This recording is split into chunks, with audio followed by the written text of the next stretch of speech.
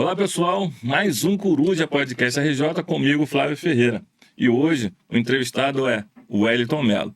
Mas antes de passar para ele, eu tenho que falar do nossa camisa oficial, nossa campanha de 1.000 inscritos, tá? Se você não é inscrito, se inscreve no canal para poder participar, para ganhar essa camisa aqui, ó, uma oficial. Essa camisa foi doada pelo jogador Jair Marim Júnior, tá? Então, se inscreve no canal para participar. Além dessa camisa, nós também temos umas promoções chegando aí, então não se esqueça, se inscreve no canal. E agora vamos para o nosso Momento Merchan. Vi-Unhas, serviço especializado em gel na tip com alongamento, banho de gel para o fortalecimento das unhas, esmaltação, cutilagem e manutenção. Tudo com atendimento em sua residência para sua maior comodidade. Não perca a oportunidade de cuidar das suas unhas. Agende seu atendimento no Instagram, @VitoriaAlves_News. Salão de Festas LM Eventos, espaço especializado em festas e eventos corporativos, reuniões de empresa, festas infantis, 15 anos, casamentos. LM Eventos é o lugar ideal para as suas festas e eventos. Mais detalhes, veja no @LM Eventos. Se você precisa mudar o visual, eu tenho um Point. Point da Beleza é o lugar certo para você que quer mudar e dar um up no visual. Corte, coloração, escova, maquiagem, sobrancelhas, unhas e muito mais para você ficar ainda mais bela. Entre em contato e agende um horário e venha para o melhor Point, o Point da Beleza. Instagram, Point da Beleza. Brincar e moda infantil. Tudo em roupas para seus filhos de 2 a 14 anos. Vários modelos nas mais diversas estampas e marcas. Roupas de qualidade e bom preço que você pode receber direto na sua casa. Mais informações, entre lá no @EuSouBrincare no Instagram. E tem uma promoção usando o cupom CORUJA10. Você ganha 10% nas compras acima de R$100. Cupom CORUJA10. É isso aí. E estamos aqui com ele, o Wellington Mello. Mello, é um prazer imenso estar com você aqui hoje. Eu já te conheço, mas nossos convidados aí não conhecem você. O pessoal que está nos assistindo, que os nossos inscritos não te conhecem. Aí eu te pergunto, quem é o Wellington Mello? Então, Flávio, quero primeiramente agradecer a Deus por essa oportunidade, né, que nos concede, e agradecer a você pelo convite, dizer que estou muito honrado de participar aqui do seu podcast, Coruja Podcast, que com certeza aí está bombando aí nas redes sociais. Parabéns. Não, eu que agradeço. E se tá bombando é porque os convidados são excelentes, igual você. E vamos acabar com essa rasgação de seda. Vamos para o nosso trabalho. Wellington, no caso, você agradeceu, mas você não falou, Wellington, quem é você? Quem é o Wellington Mello? Como foi seu início ali, sua infância? Me conta um pouquinho, para a gente conhecer um pouquinho desse Wellington Mello. Então, o Wellington Mello é pai, é chefe de família, conservador, cristão, de posicionamentos fortes, que não abre mão, né, dos valores que defende de forma alguma. Também sou profissional de saúde, né, tenho muita inclinação para a área da saúde, até pelo legado desastroso de várias gestões anteriores competentes que deixaram nosso município de São Gonçalo com a saúde destruída. Então, eu sempre vi a saúde como algo primordial, porque sem saúde você não tem nada. Correto, é verdade. Realmente tivemos um prejuízo muito grande na saúde. Eu não digo nem no município, né? Eu digo no estado, no país, né? Nossa saúde realmente está deixando a desejar. Como educação, segurança, então a gente não vai nem entrar nesse mérito, porque realmente a segurança, então, estamos declinando dia após dia. Você falou para mim que você é um cara que é cristão. Você sempre foi cristão? Foi criado na igreja? Como foi isso? Eu fui criado no Evangelho, na Assembleia de Deus, né? Eu lembro que a gente chamava a nossa igreja lá pequenininha de caixinha de fósforo. Graças a Deus eu fui um privilegiado, me sinto um privilegiado de ter vivido o verdadeiro Evangelho. Embora hoje, né, a gente está um pouco afastado, mas se Deus quiser a gente vai reatar nos laços, né? Eu digo que a gente que não existe desviado, né? A gente está afastado, porque os valores que eu aprendi dentro da igreja, os ensinamentos, a gente nunca esquece, né? E isso com certeza é que norteia os nossos caráteres para que a gente tome decisões hoje que de fato coincidam, né, com tudo aquilo que a gente aprendeu. Realmente, hoje nós vemos que pessoas que são da antiga, os valores permanecem, né? Sim. E hoje, alguns pastores, hoje eu creio que... Tivemos até aqui um entrevistado, que foi o professor Elvio Costa, ele estava comentando sobre essa parte, né? Tem muitos aí profissionais, né, de pastores. Parou de ser pastor, deixou de ser pastor para virar um profissional para arrecadar recursos. Mas não vamos entrar nesse mérito não, porque isso aí vai ser um outro debate, uma outra fala. Polêmica. Né? E na área da saúde, você é profissional na área da saúde. Como que a saúde começou a entrar na sua vida profissional? A saúde, eu vim de vários segmentos, né? De vários segmentos de trabalhos aí de funções na sociedade. Eu trabalhei na área de segurança privada, trabalhei em estaleiro, trabalhei em farmácia hospitalar e por uma situação eu tinha perdido um emprego na área de segurança privada, um amigo me chamou para trabalhar no pronto-socorro ali na porta, na segurança ali mesmo, abrindo porta. Pô, legal. E ali eu comecei a ter esse contato, né, com a saúde e comecei a ter essa inclinação, né, de ir para a parte técnica. Aí a gente fez o curso de técnico de enfermagem, aí depois eu fiz o curso de técnico de patologia e acabei virando transfusionista e trabalhando em banco de sangue. Legal. E aí foram 20 anos, mas 20 anos na parte técnica, depois passamos para a parte administrativa do pronto-socorro de São Gonçalo, do complexo ali do Washington Luiz, e foi uma experiência que agregou muito, né, para a minha vida. Realmente, e eu vejo que você gosta de fazer isso, é uma coisa que virou para você, vai levar para o resto da vida e você não quer outra situação, você não quer voltar para a segurança, você gostou da área da saúde, isso que é legal. Eu vejo você aí atendendo pessoas com amor e com carinho. E quando a gente faz o que a gente gosta, eu acho que a gente não trabalha, né? É algo que a gente faz por amor, né? E eu vejo isso na sua vida aí. Porque você atende... Quantas pessoas por dia que você aí consegue atender, conversar? Que às vezes nem é nem um medicamento, às vezes é mais um bate-papo que a pessoa precisa, né, conversar. E você tem esse naipe, né, de conversar com as pessoas, de bater um papo e mostrar o caminho que deve seguir na área da saúde. Um psicólogo, um exame, alguma coisa. Conta um pouquinho, como que é a sua vida para essas pessoas? Flávio, eu hoje sou muito grato, né, ao governo que hoje, atualmente, aí, nosso chefe maior executivo, Capitão Nelson, pela oportunidade que deu para a gente de estar à frente daquele posto de saúde lá, o SF Juvenil Francisco Ribeiro, porque é uma ferramenta muito poderosa, né, que foi nos dada para poder estar ajudando as pessoas que chegam até a gente ali. Porque essa foi uma das inclinações que eu tive justamente para a política. O que eu fiz ao longo de vários anos sem querer ser político? Nós fazíamos várias ações sociais, voluntários, ninguém ligado à política. E nós íamos para várias comunidades, médicos amigos, enfermeiros amigos, e realizávamos ações sociais. Nessa época eu nem pensava, né, em ter nenhuma relação com a política. Só que quando nós atendíamos aquelas pessoas, geravam demandas. Porque o médico atendia o seu filho, por exemplo, ali, o filho de um pastor, de uma pessoa da comunidade, e chegava para mim e falava: aquela criança ali precisa de uma tomografia. Ou aquela senhora ali precisa de uma cirurgia, de mioma. O que acontecia? Eu saía dessas ações sociais com a mochila pesada, cheia de problema para resolver. E quem que eu tinha que procurar para me ajudar a resolver isso? Né? Os políticos. Então a gente começou a entender que a coisa só funcionava através dos políticos de fato. Até, pontuando aqui, por gestões desastrosas anteriores, que não tinha nenhum tipo de qualificação, uma gestão desastrosa mesmo, né? Muito diferente da situação de hoje.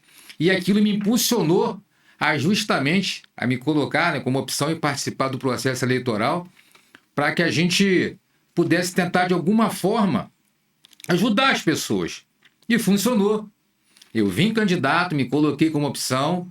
não ganhei eleição, mas hoje eu tenho uma ferramenta, um passo muito grande foi dado na minha vida. Eu tenho uma ferramenta, né, que eu trabalho, ajudo a administrar, que com certeza a gente transforma ali, ajuda a vida de muitas pessoas que passam por ali. Quando você fala que você se colocou à disposição, deixou seu nome à disposição para poder somar, essa bandeira que você veio foi bandeira da direita, né? Você se inclinou para a direita e com valores, né, na sua vida. E isso viralizou muito na rede social. Porque assim que eu te conheci, eu conheci você brigando nessa bandeira, Sim. né, da direita, né, buscando sempre essa linha. Como que foi isso na sua vida? Porque não tem como, né, não ter uma inclinação para a direita. Eu acredito que, tipo assim, até o cara hoje que se diz de esquerda, muitos deles são de esquerda por não entender, de fato, nem o que é a esquerda. Eu sou de direita, sou conservador, porque sou contra muitas pautas nefastas que são, né, de doutrinação lá da esquerda, de cunho de esquerda. Então, a gente vai pelo caminho daquilo que nos define, né, daquilo que nos representa. Então, eu vim pela pauta da direita, né, apoiando o Bolsonaro por me sentir representado, né, pelas pautas defendidas pelo governo do presidente Bolsonaro. Deus, pátria, família, liberdade. A gente é a favor da liberdade de expressão. Eu sou contra o aborto, sou contra a legalização das drogas. Pautas essas que são defendidas pela esquerda. Então, como eu te falei desde o começo, né, o Wellington Mello é um cara de posicionamento, né, forte e que não abre mão dos valores que ele defende. Então a gente tem posicionamento, a gente tem lado. A gente não fica no meio do muro para agradar A e B.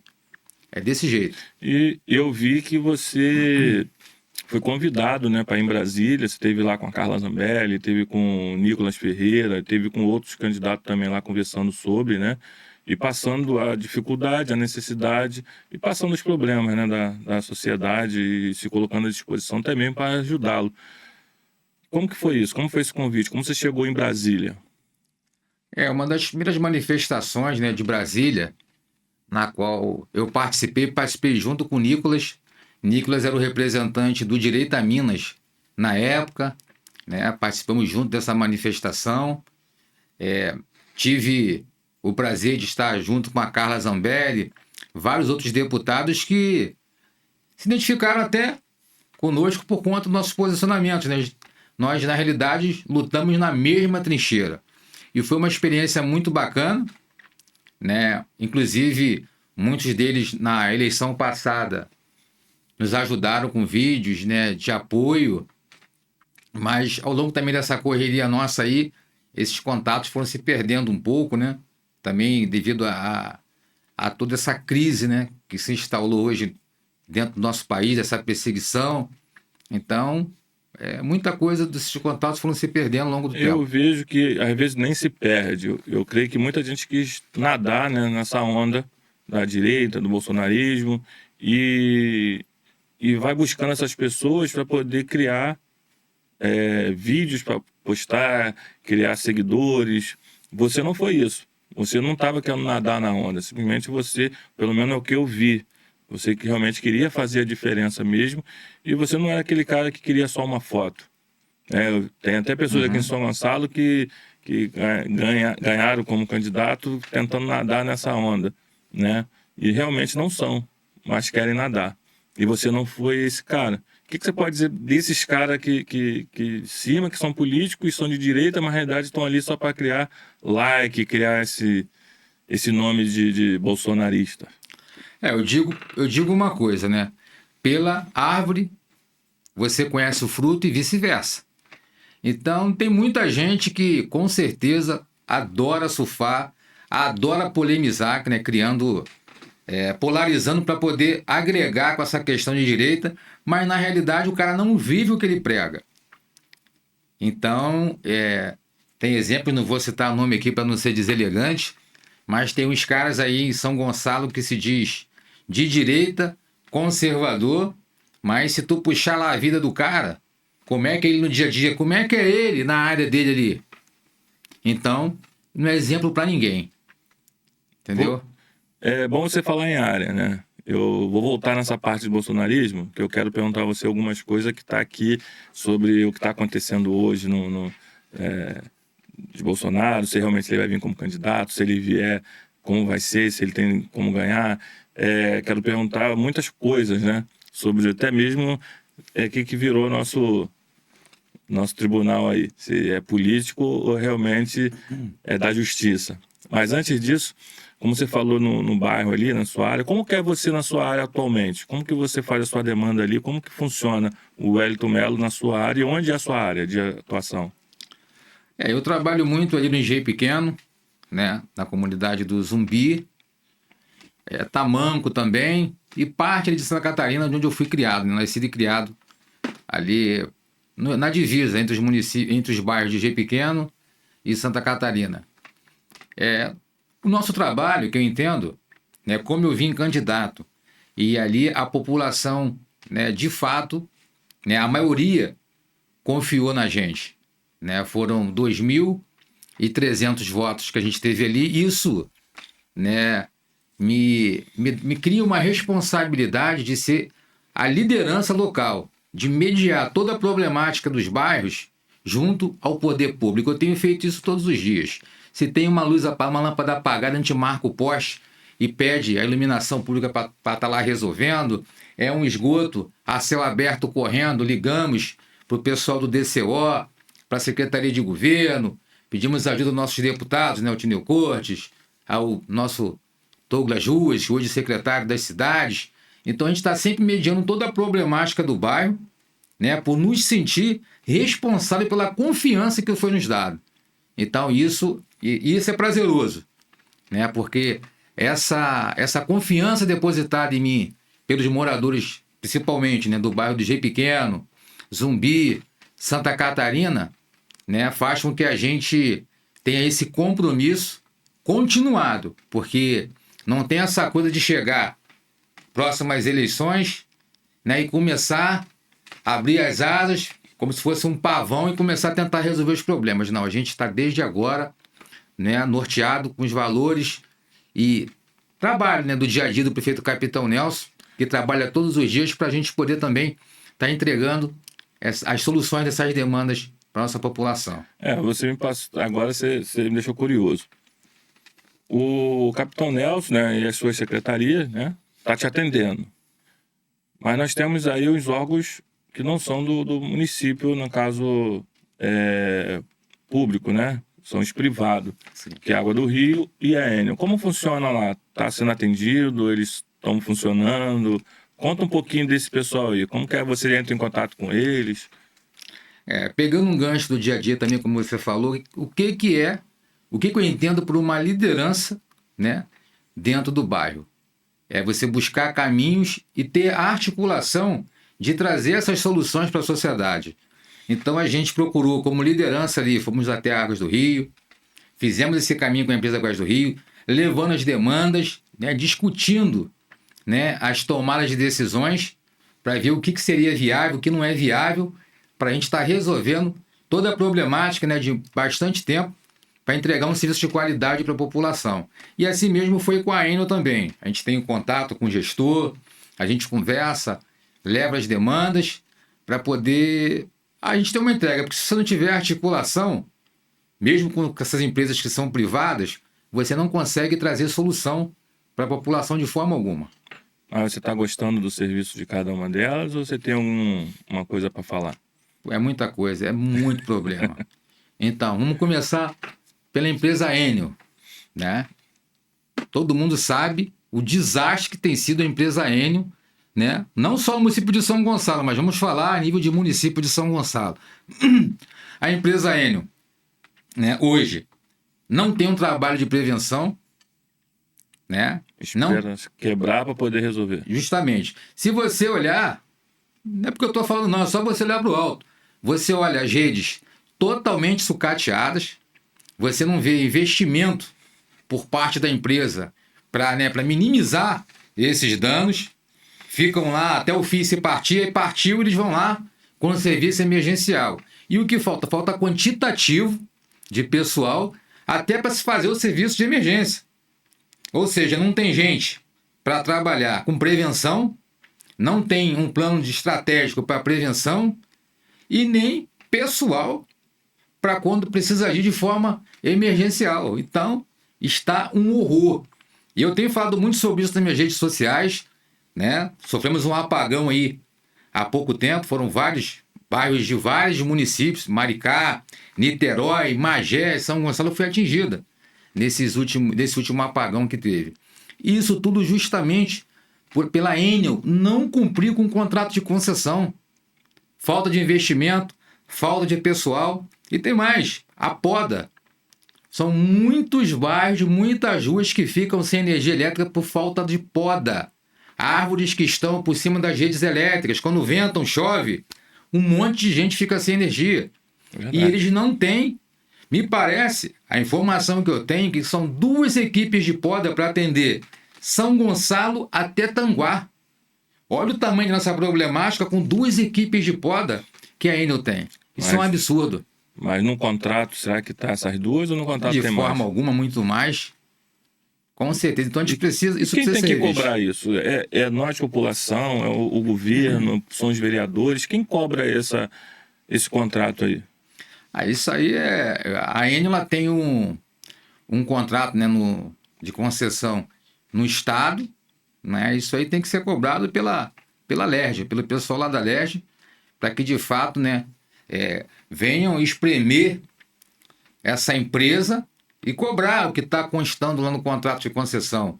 Ir lá na ANEEL, né, denunciar na ANEEL, para que de fato, porque vai chegar um ponto de ficar insustentável essa situação. Eu tenho certeza que logo, logo, se continuar do jeito que está, teremos vários apagões no município de São Gonçalo, não só no município de São Gonçalo, mas em todo o estado do Rio de Janeiro. Então a gente faz esse pedido aí aos nossos deputados aí, que cobrem essas empresas aí, da Enel, que eles cumpram o que está no contrato, que é o mínimo, né, que tem que fazer, pois estão recebendo, porque a conta vai chegando, né? A conta chega, mas o trabalho realmente não tem, né? E da Água do Rio, o que você pode dizer dela aí? Água do Rio, outro desastre, né? No nosso estado, mas vamos falar a nível de município de São Gonçalo. Águas do Rio não tem também um trabalho preventivo, trabalha somente na questão emergencial, né? Eu sei que pegou um legado desastroso da SEDAI, né? Tubulações aí já muito antigas, mas a maneira, né, o modus operandi da empresa, né, eu acho desleal até com a população, né? Fizeram vários cruzamentos de dados, aí emite uma conta para a tua residência, não vem no nome de uma pessoa que já morou lá há 10 anos na residência, né? Cobrança por estimativa, que é errado. Não se pode cobrar por estimativa. Se o cara não tem hidrômetro, como é que você faz uma estimativa de cobrança? Então, são muitas situações erradas. Tivemos aí, né, no governo passado, o prefeito Capitão Nelson, colocando um asfalto bonitinho em várias ruas. Várias ruas receberam, né, esse asfalto novinho, ficaram bonitas. Aí, por conta dessas tubulações, falta de prevenção, essa coisa toda, Águas do Rio vai lá, com vazamento quebra, larga quebrado, demora muito às vezes para ter entrega desse resultado e chegar lá e recapear novamente. Aí fica aí as ruas todas cheias de buraco. Calçadas.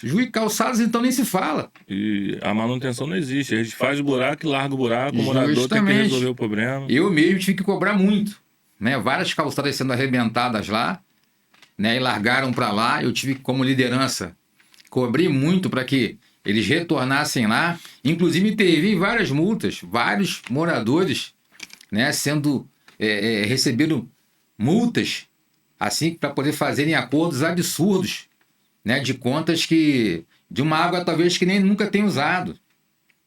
Então o que eu tenho para falar da empresa Águas do Rio, tenho conversa com eles, né, eles têm aberto um espaço para a gente dialogar, mas é uma empresa assim, como a Enel, que detém o contrato de concessão do Estado, mas tem feito uma gestão, Péssima gestão. uma gestão horrorosa. Né? A gente vê que, a exemplo lá do bairro, do Engenho Pequeno e Zumbi tem ruas lá, né? Tem moradores lá que estão há 2 anos sem receber abastecimento. A água não chega no final da tubulação. E isso tudo, o problema no Zumbi de abastecimento sempre existiu, mas nunca foi tão ruim Como agora. após a entrada da empresa Águas do Rio. Né? Eles tentam fazer um contingenciamento com pipas, mas a população é muito grande, né? que não tem conseguido receber abastecimento. Então a gente está cobrando, tem cobrado com ele um plano, né? Um plano de ação mesmo, de tomada de decisão, para que a gente possa justamente resolver essa problemática de água. No Zumbi, lá na parte também da próxima APA ali, do Brizolão, né? do Engenho Pequeno. Então são vários pontos, isso em vários pontos da cidade, né? Do município de São Gonçalo, né? A gente tem visto aí nos noticiários que a empresa tem deixado muito a desejar. E essas empresas precisam ser cobradas para que cumpram o que está no contrato de concessão. Né? Os investimentos que estão ali, para que possam, de fato, entregar um serviço de qualidade que é direito do pagador de impostos. E quem pode cobrar isso são os deputados. Os deputados, né? Os nossos vereadores também precisam apertar essa empresa para que eles entreguem o serviço que está sendo pago. Né? A Águas do Rio, ela compra, né? Ela compra a água da SEDAI e revende para a população. Então, e a população ela não está recebendo, né, o serviço. Mas está pagando as contas. Ela paga, as contas chegam até para quem não tem água. Eu tenho vários exemplos de pessoas que não têm água há mais de 2 anos e as contas têm chegado lá. É complicado, né? Então eu peço aí, nossos vereadores, nossos deputados, peço com carinho que vocês vão lá e cobrem essas empresas para poder ajudar, né, essas famílias, né, que estão querendo sua água, que é o mínimo, né, para a sobrevivência. Que ela venha resolver esse problema para a nossa comunidade, nosso bairro, nosso município, né, nosso estado do Rio todo em geral. Né? Aproveitando, quero pedir você para não se esquecer de se inscrever no canal, apertar o sino de notificação, para assim você estar sempre ligado no que está acontecendo aqui no Coruja Podcast RJ.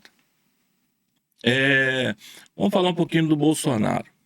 Você é um cara da direita, um cara que levanta essa bandeira. Você já ficou em chuva, eu vi você na sua rede social, você com a bandeira vestida, chovendo pra caramba, e você lá nessa...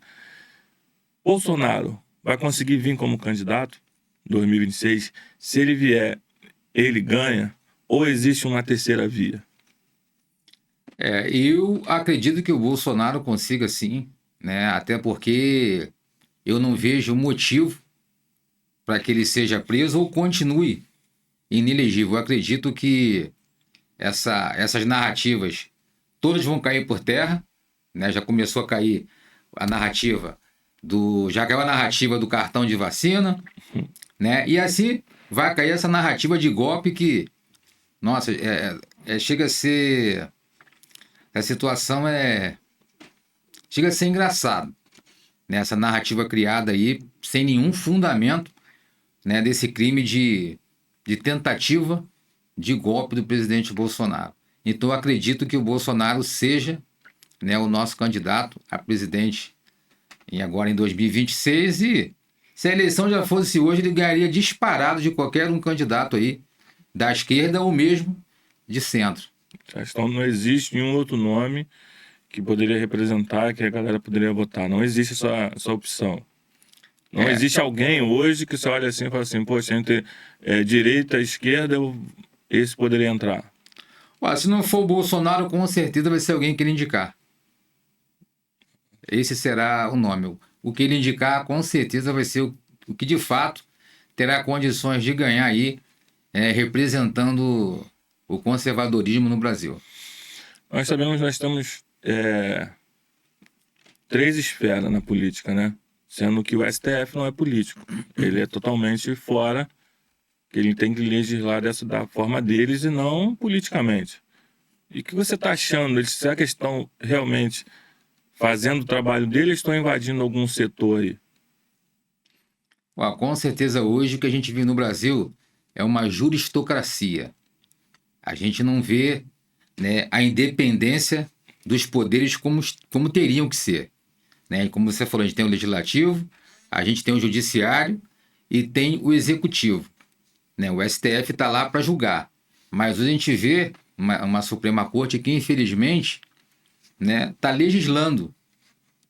Né? Está tendo uma usurpação, está fazendo uma usurpação de poderes. Então, isso tem complicado, tem polarizado o país, né? A exemplo, né, do que está acontecendo com os condenados aí do 8 de janeiro. Né? Isso aí está criando uma polarização muito grande dentro do país, uma insatisfação. E no mundo todo. Né? Uma revolta no mundo, porque são pessoas que estavam ali se manifestando. Né? É um direito se manifestar contra, até mesmo o resultado. Já tivemos isso no passado. Sim, né? sim. Foram pessoas lá quebraram. Até eu tenho um vídeo acho que é do Boulos, né? Falando que as pessoas têm direito de quebrar mesmo, de fazer mesmo. Está insatisfeita, pode quebrar. E hoje uma mulher que escreve com batom em uma estátua é condenada a 14 anos. A irmãzinha que está com a Bíblia é condenada a 17 anos. São pessoas que estavam ali, que você via nos vídeos que tem, são pessoas até que estavam contra uns barderneiros que estavam quebrando. Estavam segurando, estavam tirando, mas essas pessoas foram condenadas. Estão sendo condenadas por diversos anos aí. Por uma situação que nós temos no direito de manifestar. Mas... E você vê que na realidade o Bolsonaro não estava presente. O Bolsonaro, na hora que ele entregou o governo, ele fez a transição, entregando o exército, entregando tudo, e só não queria passar a faixa pro ladrão. O ladrão? É ladrão? Pro ladrão. Aquele ladrão? Com certeza. Então ele não quis passar a faixa e foi embora. Né? E estão causando esse transtorno todo. O que você vê disso? Isso é normal? Como que é? Essa ditadura mesmo? Como que é isso? Ditadura do judiciário. Né? Isso está claro dentro do país. Infelizmente, né, a gente vê que é só para um lado. Como você mesmo mencionou aí, já houve quebra-quebra no passado, a esquerda já teve lá movimentos do Sem Terra, já quebraram tudo, quebraram o Senado, quebraram lá o Planalto, quebraram tudo, e isso aí é democracia, isso é manifestação pacífica. Foi considerado dessa forma. Ninguém ali foi punido. Então hoje, né, a direita se manifestou, e até pelo Bolsonaro estar hoje em alta, né, como alguém que de fato tem todas as condições possíveis para poder destronar o cachaceiro que aí estão tentando, né, fazer com que, pegando os apoiadores do Bolsonaro, né, e punindo com rigor, né? Com muito rigor, né? Isso aí, a gente pega um gancho nisso não e só vê... em rigor, como irregular também. Isso, as desproporcionalidades que estão sendo feitas, que estão sendo atribuídas às pessoas, né, com relação à pena. Né? Como você falou, a mulher com batom, 14 anos de prisão. Hoje, nenhum assassino fica 14 anos preso. Então, a gente teve até um posicionamento do Fux, né, lá do STF, que é o único juiz de carreira ali. E você vê que ele mesmo se posicionou contra essa arbitrariedade, que é essa desproporcionalidade dessa aplicação dessas penas. É um absurdo, né, uma pessoa com a Bíblia na mão, né, ser colocada como terrorista que estava ali para dar um golpe. Então, tem vendedor de algodão doce. Que golpe é esse? Onde tem o cara do algodão doce vendendo algodão doce, outro vendendo bala. Entendeu? Pessoas com Bíblia na mão. Morador de rua. Morador de rua que foi preso. Gente, é uma situação vergonhosa. Isso é uma vergonha, né? Mundo afora, uma situação dessa. Falar em mundo afora, devido a isso tudo que está acontecendo, né? Que estão querendo prender um, querendo prender outro. Tivemos o nosso candidato, deputado federal mais votado na história, tendo que sair do Brasil e se refugiar nos Estados Unidos. Por que você acha que ele fez isso? Você acha que ele estava em perigo de ser preso realmente, de sofrer alguma coisa pelo sistema? Com certeza. Você vê que pediram, né, a PGR, né, um posicionamento sobre a apreensão do passaporte dele. Quer dizer, eles estavam esperando ele voltar dos Estados Unidos para justamente apreender o passaporte e, logo após, consequentemente, prendê-lo também. Já está na luneta dos caras. Então, ele sabiamente tomou uma decisão difícil, mas muito sábia, né, de continuar lá nos Estados Unidos, onde também ele tem contato com os parlamentares conservadores, com gente que, de fato, é a favor da verdadeira democracia, não essa que é relativizada aqui no Brasil pela esquerda e, infelizmente, por nosso judiciário. Então, o Eduardo Bolsonaro fez a decisão correta, né? É difícil de se licenciar do mandato dele e continuar lá nos Estados Unidos, mas com certeza está lá como nosso canal, um braço nosso lá, né? Fazendo toda essa ponte de todas essas arbitrariedades que está acontecendo aqui no Brasil e levando ao conhecimento lá da equipe do Elon Musk, do Trump, né? Do Senado e do Congresso lá em si, que de fato, né, representam nos Estados Unidos aí o símbolo da democracia, é o pilar da democracia mundial. Então, com certeza, ele lá vai estar aí ajudando a gente nessa batalha aqui no Brasil. Eu creio que vai dar certo e já deu certo. Devido a esse problema todo que está acontecendo, a direita em si está pedindo anistia. E tivemos agora em Copacabana, né, um evento, e deu bastante gente, mas não deu aquela quantidade. Será que o povo está com medo de ir para a rua? Muito disso também, né? Essa questão, né, essa oprimição que foi feita a todos os manifestantes deixou muita gente até com medo de se manifestar até nas redes sociais. As pessoas já têm com medo de fazer um comentário. Se estão prendendo parlamentar por crime de opinião, imagine uma pessoa comum, né, que vai lá se manifestar contra essas arbitrariedades. Então o povo de fato está receoso, está com medo pelo que tem visto. Né? Se um parlamentar eleito, né, muitos dele muito bem eleito, na tribuna,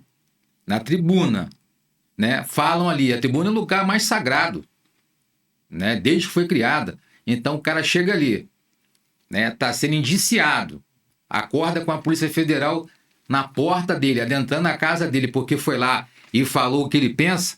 Imagina, né, o cidadão comum.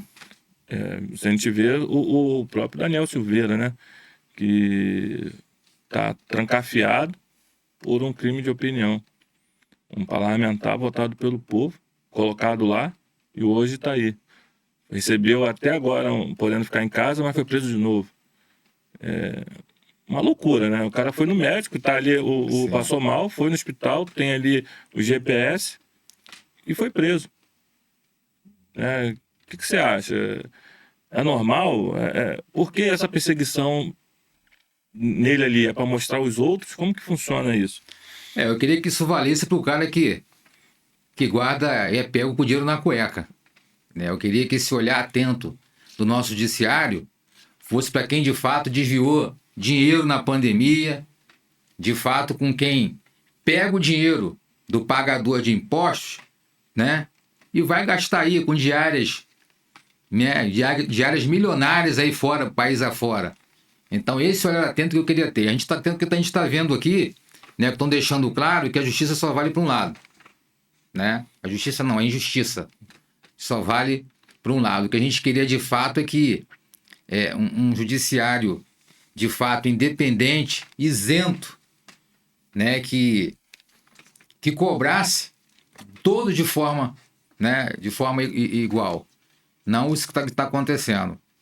Hoje, o Daniel Silveira, como você falou, foi lá, né, na tribuna, que é um lugar sagrado, um local sagrado mesmo ali, né, e a gente sabe que a própria Constituição diz que, né, os parlamentares são invioláveis por quaisquer, né, palavras e opiniões. Quaisquer. Então ele pode chegar ali como representante do povo, né, e falar o que ele quiser. né? A Constituição dá esse direito para ele. E agora o cara sobe ali, eleito pelo povo, né? Dá a opinião dele. Quantos ali estão com medo de subir aquela tribuna ali e falar o que realmente pensa? Muitos a gente sabe que tem rabo preso, né? Próprio no Senado Federal, né? A gente vê isso claramente, assim como também na Câmara. Muitos ali têm rabo preso e tem medo de falar o que pensa. Então age pelas sombras, né? Um bando de covarde, digamos assim. Mas temos muitos ali que querem fazer, querem falar, mas estão com pés e mãos atadas por conta desse ativismo que a gente vê no judiciário. Verdade. E a anistia? Você é a favor? Pô, totalmente, totalmente. Né? A anistia, ela, até pela pacificação desse país. Eu, conversando até há pouco tempo com amigos, cheguei nesse ponto, eu falei, se Lula, né, fosse um cara responsável, né, um verdadeiro líder, ele seria o primeiro a levantar essa bandeira. Até pelo exemplo dele lá atrás. Né? Quantos da esquerda foram anistiados e por cometer de fato crimes, cometer até terrorismo, Disseu, Dilma, a Miriam Leitão, o próprio Gabeira, foram anistiados. Então, o Lula hoje, como infelizmente, né, o nosso maior, que ocupa hoje o maior cargo no executivo, ele tinha que ter, né, essa atitude. E ele sairia muito maior se ele fosse o primeiro a chegar ali, né, a tomar isso para ele. Ó, gente, vamos correr atrás pela anistia de pessoas, porque a gente não está pedindo anistia para quem entrou lá e quebrou, né, quem empurrou aquela estátua, que inclusive, né, muitos ali que quebraram receberam até água, daquele general G. Dias do Lula. Então, mas essas pessoas que de fato depredaram, né, fizeram atos de vandalismo, que respondam e sejam julgados, né, e que paguem por isso. Com rigor da lei. Com rigor da lei. Agora, eu não estou vendo nenhum daqueles que de fato quebraram, colocaram fogo, empurraram a viatura da polícia lá dentro do canal, quebraram o relógio. Esse eu não estou vendo preso. E tinha um jornalista lá, né? Tinha. Ele foi preso? Não. Por que ele estava lá? Não era, ele também era um terrorista, se estava lá. Justamente. Se prenderam o cara do algodão doce, né? Não é? Se prenderam o morador de rua.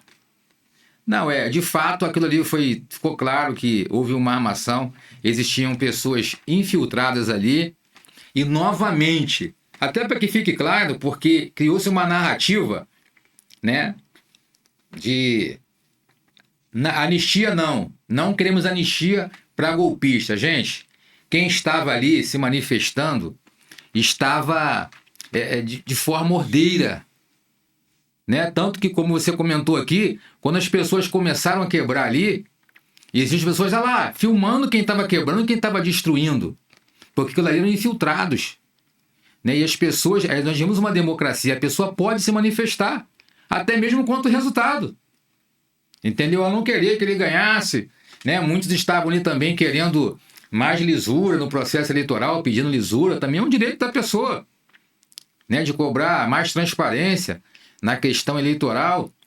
E hoje, né, dentro daquele métier daquelas pessoas ali, existem senhoras de idade, pegando 14, 17, 19 anos.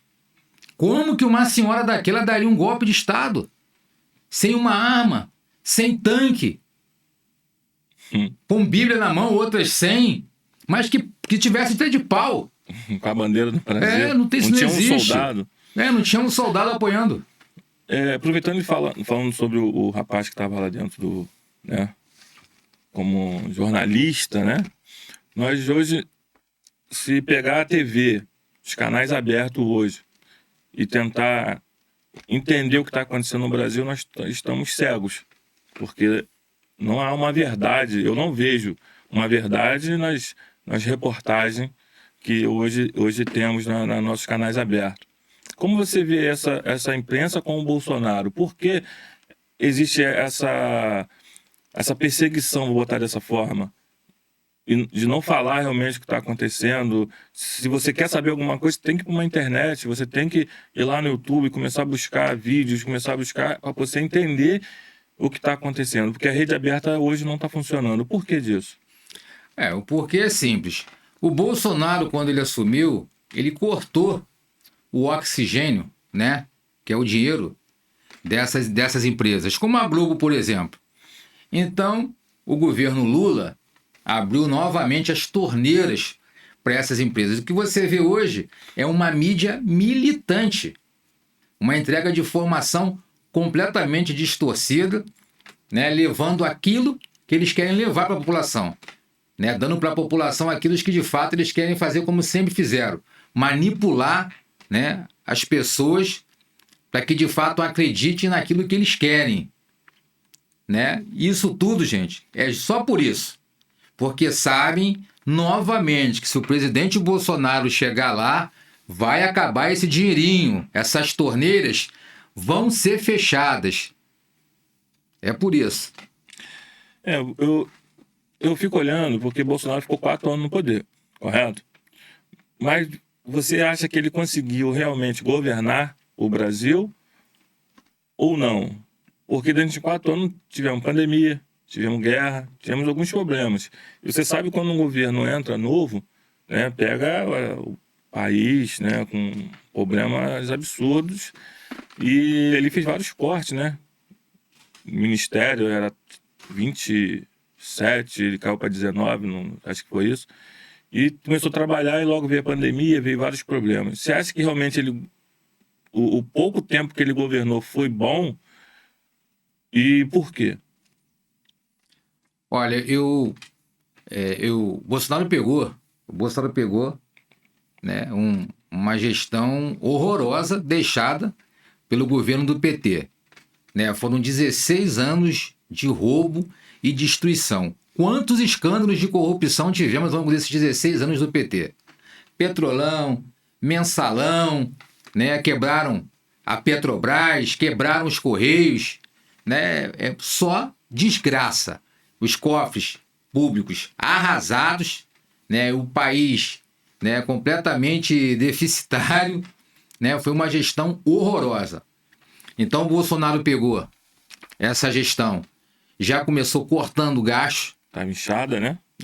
Máquina completamente inchada, máquina pública totalmente inchada, justamente cortou muita gente, foi cortando de todas as pastas, né, dos ministérios, o que pôde cortar. Inclusive dando exemplo, quando o Bolsonaro viajava para fora, ele ficava na embaixada, né, para não gerar custo. Hoje a gente vê um presidente que vai para um lado com um bando de gente atrás dele, né, com seu dinheiro, com meu dinheiro, e a mulher dele, a Janja, né, que vai na frente ainda fazendo as compras dela, né, totalmente deslumbrada, gastando uma fortuna do seu dinheiro pagador de impostos. Então é um absurdo o escárnio, né, essa farra que está acontecendo com o nosso dinheiro público na gestão do Lula. Eles gastam nosso dinheiro sem pena. Sem pena. Então, em comparação, né, a gestão do presidente Bolsonaro, pode ter certeza, com pouco ele conseguiu fazer muito. Só em não roubar e não se deixar roubar, já valeu a pena para mim. Entendeu? Foram várias estradas feitas aí, né, a própria Transamazônica, né, uma estrada que estava 16 anos na largada, água para o Nordeste, a transposição do Rio São Francisco, sucateada, né, ele conseguiu resolver. Hoje você vai lá no governo do Lula, que se diz pai disso aí, vai lá ver como é que está a transposição. Totalmente já os canais assoreados, tudo quebrado. Então, o pai dos pobres, na realidade, nem padrasto é. Ele não tem compromisso. Ele tem compromisso, sim, com os companheiros, com quem está lá com ele lá, né, sentado na mesa dele. Mas com o pobre, né, e como diz uma máxima aí, que as pessoas têm repetido muito, é a seguinte: se a esquerda vota no pobre, qual o interesse, né, da esquerda tirar o pobre da pobreza? Então, fica essa dica aí. Então, Bolsonaro, você acha que governou o quê? Os 4 anos? Ou qual foi Porque você falou que teve prejuízo, né, com o PT em vários órgãos. E no Bolsonaro ficou no azul, né? Sim. E ele ficou em 4 anos de governo, na realidade ele governou menos de 4. Sim. Né? Porque ele teve ainda que dar dinheiro para a população, teve o emergencial, pandemia. né? E o governo foi positivo. Então é uma lógica só que não precisa pensar muito. Se você pegar os governos, você vai olhar. Porque na realidade, eu sempre falo para as pessoas o quê? No primeiro mandato do Lula, eu lembro que R$1 era $1. Eu lembro que uma moeda de 1 centavo eu comprava 3 balas. E eu via que a galera começou a comprar. E o dinheiro começou a rodar no país de uma forma que era hoje para a gente ou estar igual os Estados Unidos ou até maior. Porque o dinheiro rodou no Brasil. O dólar e o real era a mesma coisa. Sim. E pelo contrário, a gente só foi afundando.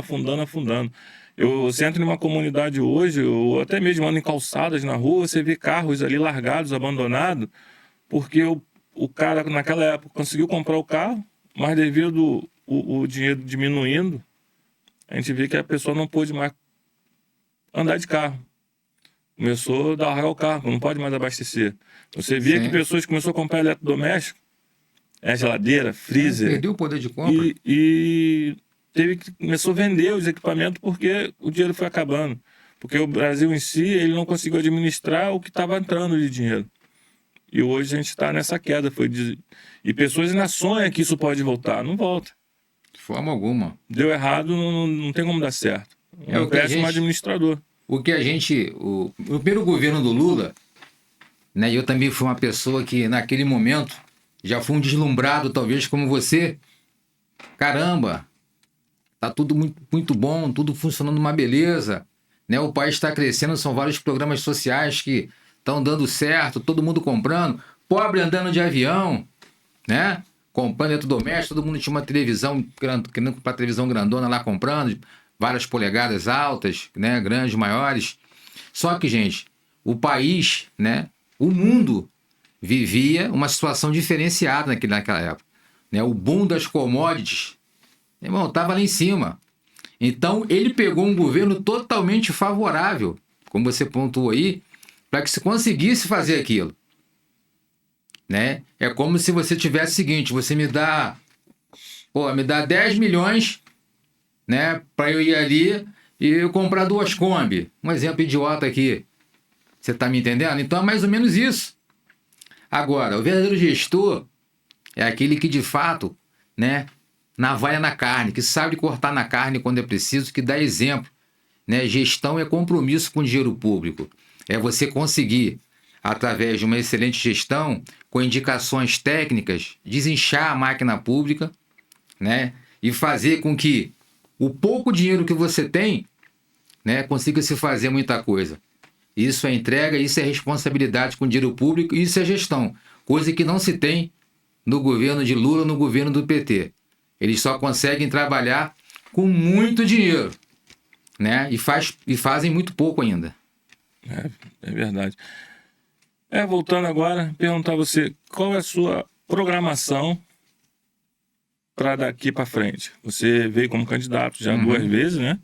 A primeira você teve uma votação expressiva, a segunda agora foi muito.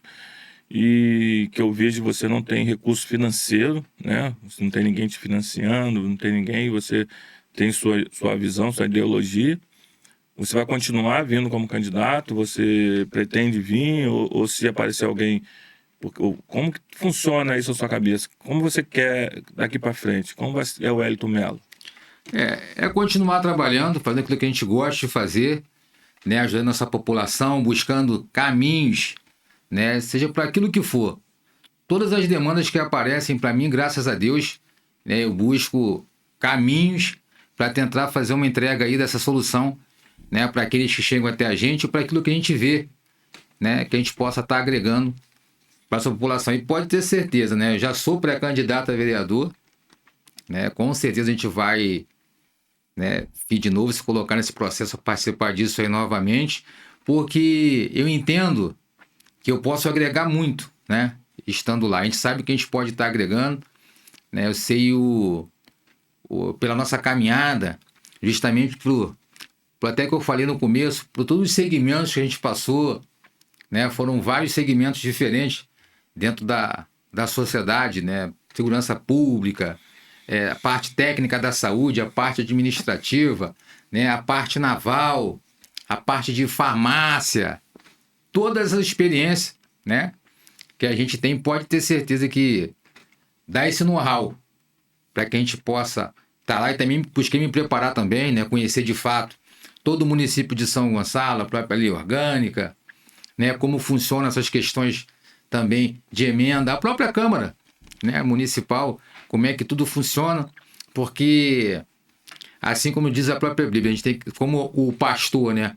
O obreiro, ele tem que se apresentar aprovado. Eu acho que o seu representante na Câmara também tem que ser da mesma forma, né? Para eu ser o seu representante, né, no parlamento, eu tenho que de fato estar preparado. E a gente busca a cada dia, né, se preparar para que, se um dia Deus nos der essa graça, a gente de fato realizar um bom trabalho, né, com compromisso, responsabilidade, né, sendo representante dessa população que confiou na gente para estar lá. Muito bom. E o que você pode dizer hoje? Você falou da Câmara do município. O que você pode dizer hoje desses vereadores lá? São 27 vereadores, alguns reeleitos, outros entrando novos. Você já conseguiu ter uma visão ou está muito cedo ainda para poder ter uma visão sobre realmente o que está acontecendo? Você tem ido nas sessões plenárias? Como que você está vendo essa galera nova aí? Tá bastante cedo, né? Tá bem precoce para que se faça uma avaliação, mas tem muita gente boa ali, né? E se estão ali, é porque foram eleitos de forma democrática pelo voto. Mas está muito cedo para uma avaliação, né, de fato, de como está funcionando, né, a Câmara Municipal. A princípio, né, muito bem, porque de fato a gente vê que a maioria está fechada, é a situação, não é oposição, até porque o nosso prefeito Capitão Nelson, eu digo nosso prefeito, que eu faço muito orgulho de fazer parte desse governo, né, porque de fato tem buscado transformar São Gonçalo. É aquilo que eu falei há pouco tempo, que eu falei antes aqui. Com pouco dinheiro, né, entregar bastante coisa. E é o que tem acontecido aqui, e a gente tem tido um apoio, né, da maioria dos vereadores da Câmara com relação ao governo do Executivo do prefeito Capitão Nelson.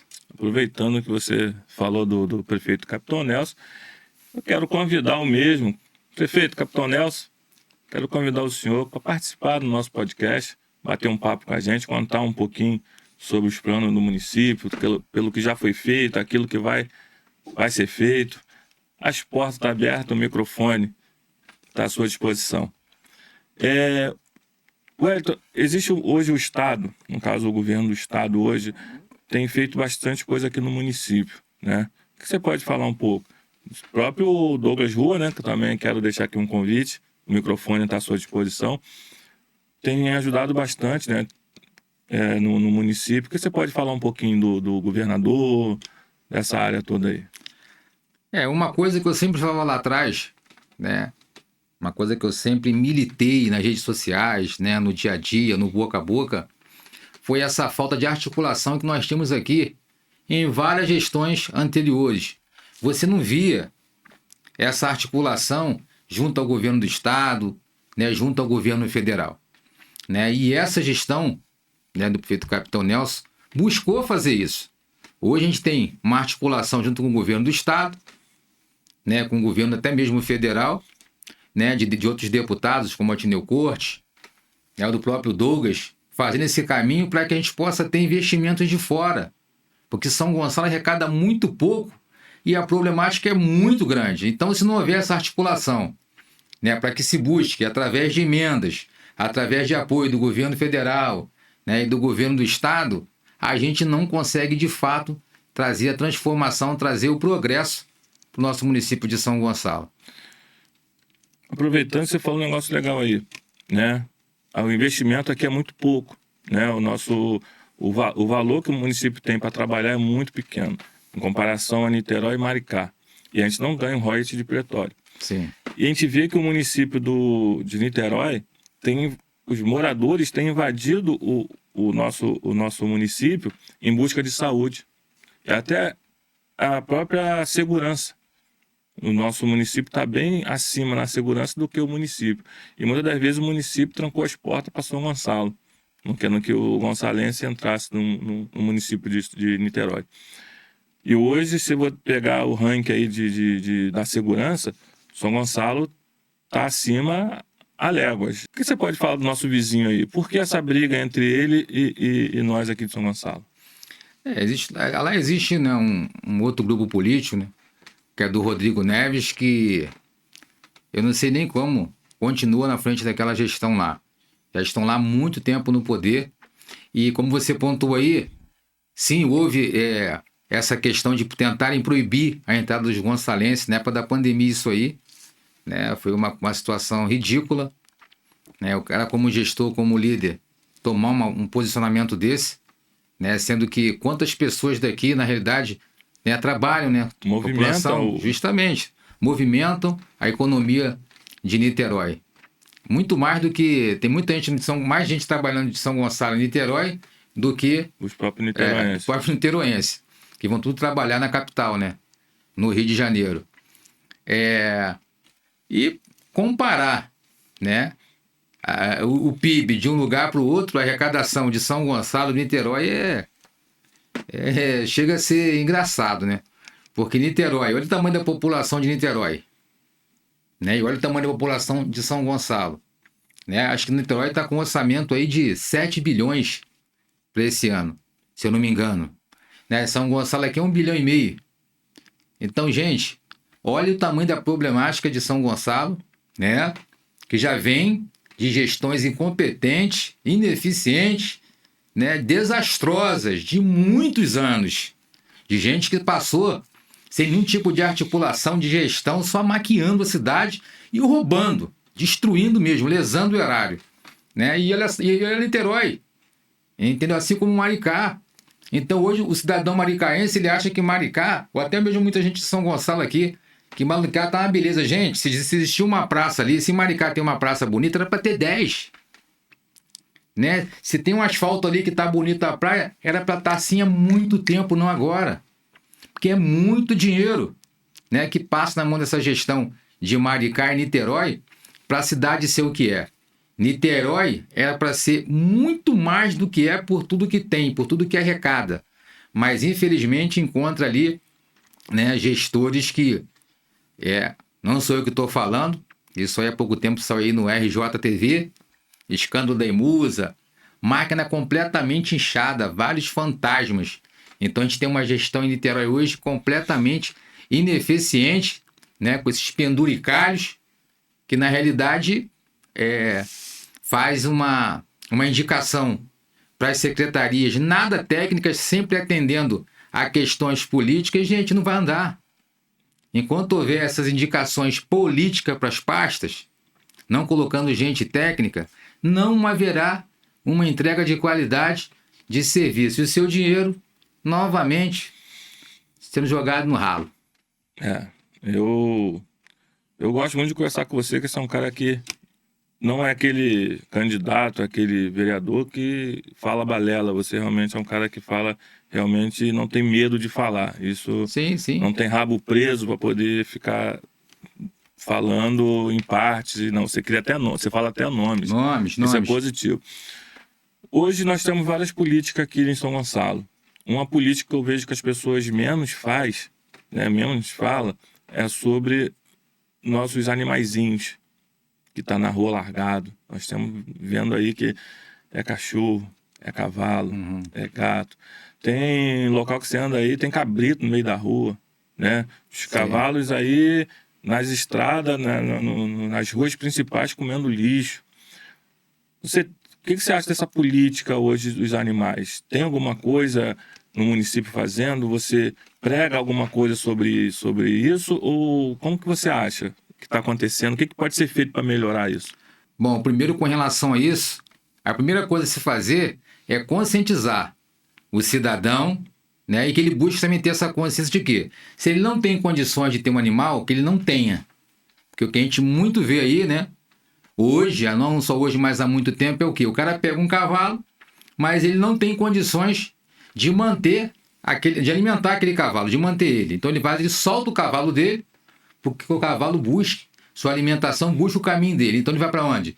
Ele come lixo, fica na rua causando risco de acidente, e assim são feitos também com cachorros, né? Com cachorro, com gato.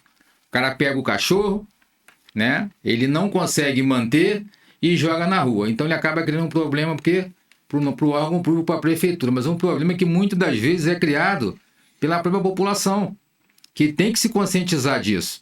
Se não tem condições, gente, não pega animal.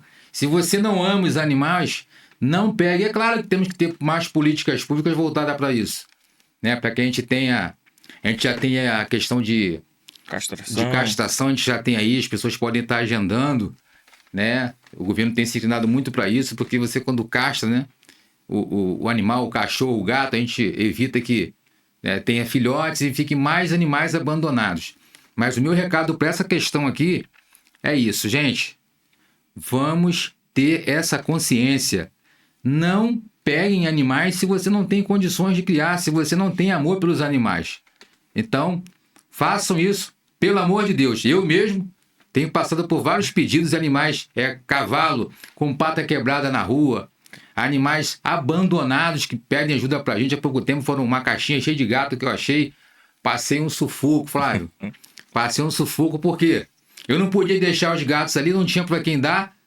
Quer dizer, eu tive que levar para casa e cuidar com uma madeirinha. E fiquei 3 dias com aqueles gatos lá alimentando a todo tempo até que eu conseguisse pessoas para eu doar. E doei um para um, outro para outro, né? Me ajudaram com essa questão.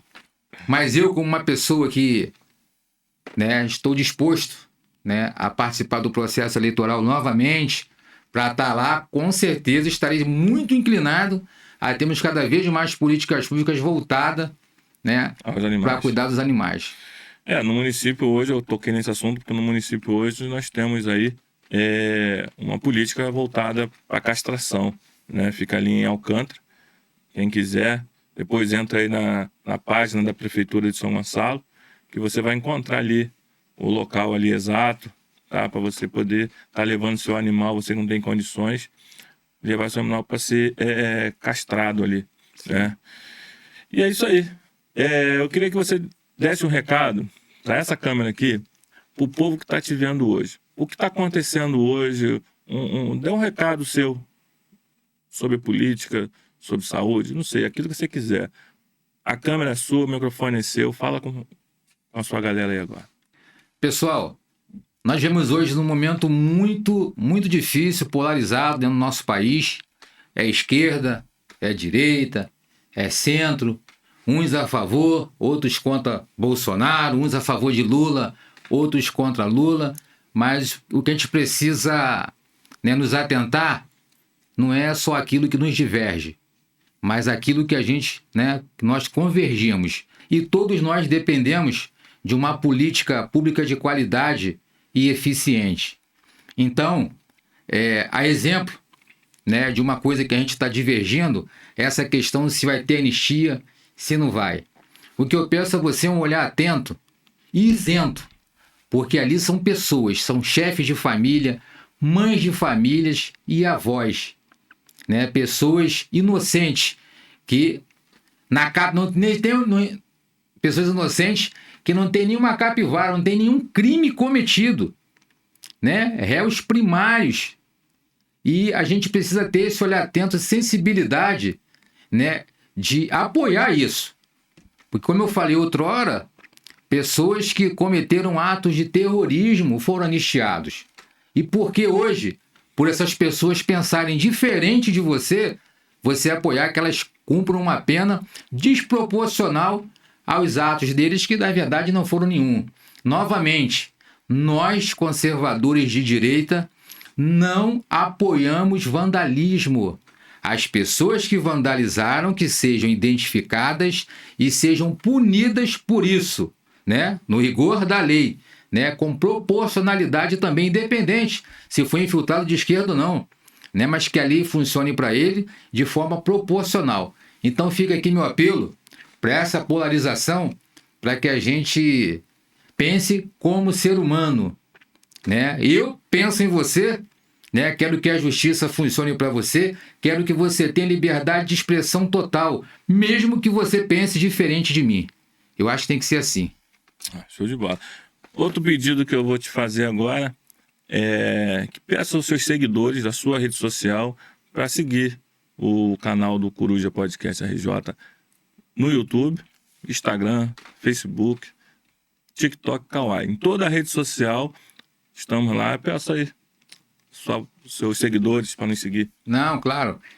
Pessoal, vocês aí que nos dão a honra de estar seguindo a gente aí nas nossas redes sociais, tem esse carinho com a gente.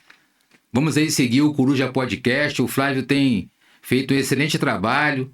É um cara que vem aqui, né? Não é um podcast aqui que ele levanta a bola para você cortar, não. Aqui o negócio é raiz mesmo. A coisa acontece de forma orgânica. Então, ele tem muita gente boa que ele vai trazer aqui ainda e vai ser importante vocês estarem acompanhando. Então, dá esse prazer pra gente, essa honra de estar seguindo o Coruja Podcast aí no Instagram. Se inscreve no canal do YouTube, no TikTok, porque com certeza vai valer a pena. Valeu, Flávio. Valeu. Coruja Podcast. Tamo junto. Ó, foi ótimo, foi excelente. Não quero deixar a agenda agora marcada, mas já quero começar a agendar uma próxima vinda sua aqui, porque o assunto foi legal, foi gostoso e tem muito papo para acontecer ainda. Um carinho que a gente quer deixar com você, essa caneca, é sua. Tá? Obrigado. É um mimo que a gente dá para os nossos convidados. Bacana, bacana. Tá bom? E te agradeço por esse carinho, por tudo. Antes da gente ir pro lanche, que tem um lanchinho ali, tem um negocinho pra gente, tem um coffee break. Bacana, Antes de passar pro coffee break, eu quero de novo passar a nossa campanha dos 1.000 inscritos. Você que ainda não é inscrito, se inscreve no canal. Você vai estar concorrendo a uma camisa oficial da seleção, tá? Doada pelo jogador Jair Marim, tá bom?